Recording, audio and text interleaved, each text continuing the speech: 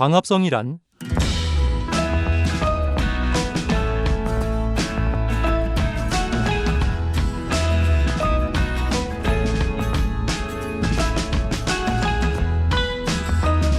광합성은 식물, 조류, 일부 세균, 남세균, 시아노박테리아 등이 및 이산화탄소, 물로부터 포도당과 산소를 생성하는 과정입니다.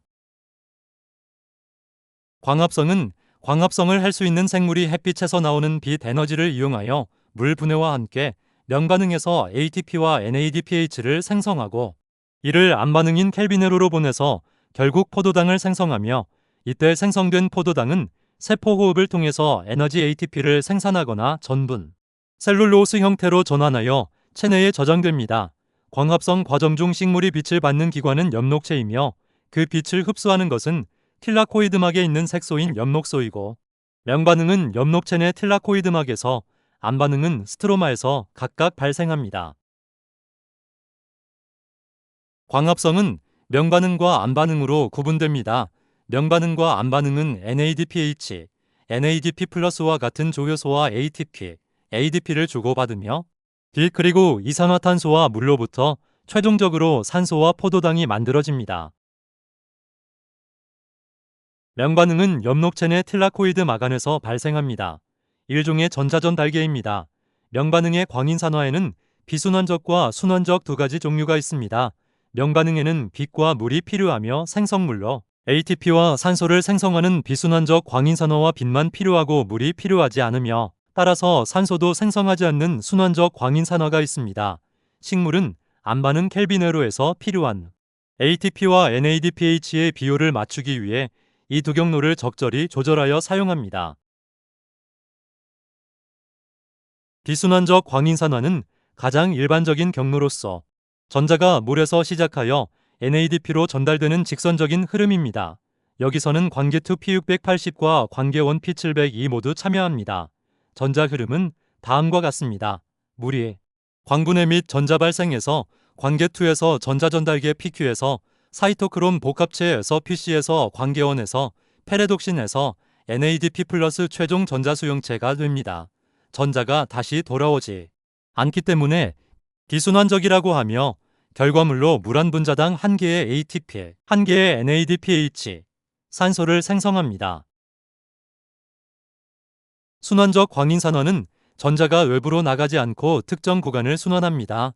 관계1 P700만 참여합니다. 전자의 흐름은 다음과 같습니다. 관계1에서 나간 전자가 다시 페레독신을 거쳐 사이토크롬 복합체와 관계1으로 돌아옵니다. 오직 1개의 ATP만 생성합니다. 즉, 순환적 광인산화는 NADPH와 산소는 만들어지지 않습니다. 왜냐하면 켈비네로에서는 NADPH보다 ATP가 더 많이 소모되기 때문입니다. 따라서 부족한 ATP를 보충하기 위해 전자를 순환시켜 수소이온 농도 기울기만 형성하고 이를 통해 ATP를 추가로 만듭니다. 광합성 명반응의 광인산화에서 ATP 합성 요소를 통해 ADP를 ATP로 만드는 과정은 세포호흡의 산화적인 산화와 동일합니다. 다만 수소이온 기울기 형성 방식이나 막을 통과하는 수소이온의 장소와 방향에는 차이가 있습니다. 즉, 광합성에서 전자전달계 및 광인산화는 엽록체 내 틸라코이드막이지만 세포호흡은 미토콘드리아 내막입니다. 광합성에서 수소이온은 광분해로 물이 쪼개지며 수소이온이 직접 생성됩니다. 전자가 이동하면서 스트로마에 있던 수소이온을 틸라코이드 내부로 양성자 펌프로 퍼올립니다. 스트로마에서 NADP+가 수소이온 및 전자와 결합하여 NADPH가 됩니다. 세포호흡에서 수소이온은 NADH와 FADH2에서 나온 전자가 전달될 때 발생하는 에너지만을 사용하여 기질의 수소이온을 막사이 공간으로 양성자 펌프로 퍼냅니다. 수소이온이 저농도에서 고농도로 이동해야 하므로 양성자 펌프를 이용합니다. 이러한 수소이온은 ATP 생성 요소에 의해 다시 고농도에서 저농도로 확산되어 돌아오면서 ADP를 ATP로 전환시키는 에너지를 제공합니다. 결과적으로 명반응 중 비순환적 광인산화에서 생성된 12개의 ATP와 12개의 NADPH 그리고 순환적 광인산화에서 생성된 6개의 ATP는 암반응인 켈비네로로 이동하여 포도당 생성에 사용됩니다. 암반응은 켈빈회로로 대표되며 빛이 필요 없는 광비존적 반응입니다. 켈빈회로의 한 사이클에서 한 분자의 이산화탄소는 리블로우스 1.5 이인산과 함께 두 분자의 GAP 또는 G3P 글리세르알데하이드 3-5인산을 생성하며 켈빈회로의 3번 사이클은 3분자의 이산화탄소를 소모하여 6분자의 GAP를 생성하게 됩니다.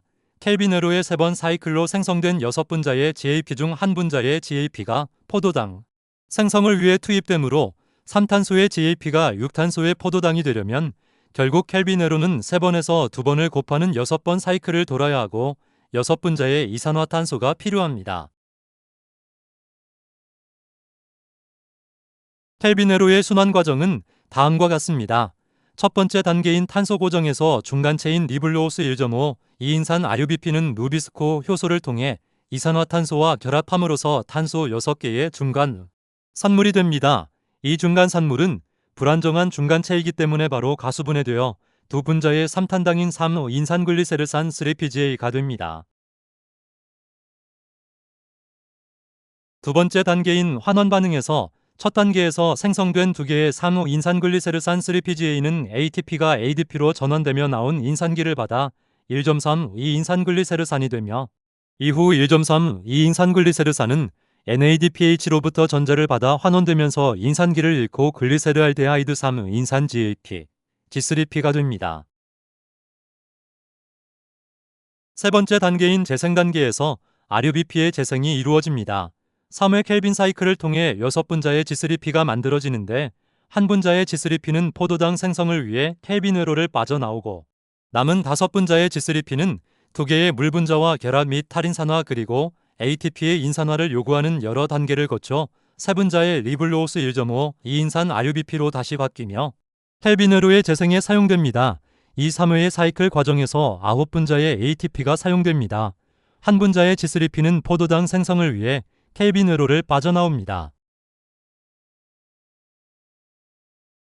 포도당을 위한 한 분자의 G3P GAP가 만들어지기 위해 3번의 켈빈회로가 작동해야 하므로 3개의 이산화탄소와 9개의 ATP 그리고 6개의 NADPH가 필요합니다.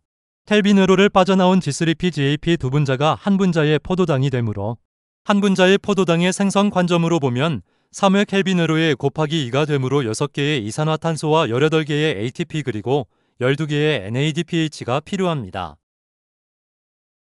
이렇게 두 분자의 G3P GAP가 만들어지면 6개의 이산화탄소는 켈빈회로의 주재료이므로 목적을 달성함으로써 사라지게 되고 18개의 ATP 그리고 12개의 NADPH는 산화되었으므로 다시 환원되기 위해 즉 재사용 및 순환되기 위해 명반응으로 들어가게 됩니다. 아류비피와 같은 켈빈회로의 중간체들도 소모되지 않으며 회로를 계속 순환합니다. 켈빈회로에서 재생되지 않고 소모되는 것은 이산화탄소뿐입니다. 광합성의 암반응인 켈빈회로를 통해 결국 한 개의 포도당을 만들려면 명반응에서 2개의 비순환 및 순환 광인산화는 각각 6번씩 작동해야 합니다. 그러므로 순환 광인산화와 비순환 광인산화를 모두 포함하여 6개의 이산화탄소와 명반응에서 생성된 18개의 ATP 그리고 12개의 NADPH가 켈빈회로에서 사용됩니다. 켈빈회로에서 발생한 18개의 ADP와 12개의 NADP 플러스는 다시 명반응으로 들어가면서 인산화 및 환원되어 광합성의 명반응과 암반응은 ATP와 NADPH를 주고받으며 순환합니다. 이때 켈빈회로 밖으로 빠져나온 G3P 두 분자는 스트로마에서 나와 세포질이나 엽록체 기질에서 한 개의 포도당으로 생산됩니다. 이 과정은 두 분자의 G3P 중 한 분자가 트리오스 인산 이성질화 효소에 의해 이성질체인 DHAP로 전환되며 알돌라제에 의해 G3P와 DHAP는 알돌축합하여 과당 1.6 이인산이 되고 이후 과당 6인산과 포도당 6인산을 거쳐 탈인산화되어 최종적으로 포도당이 됩니다.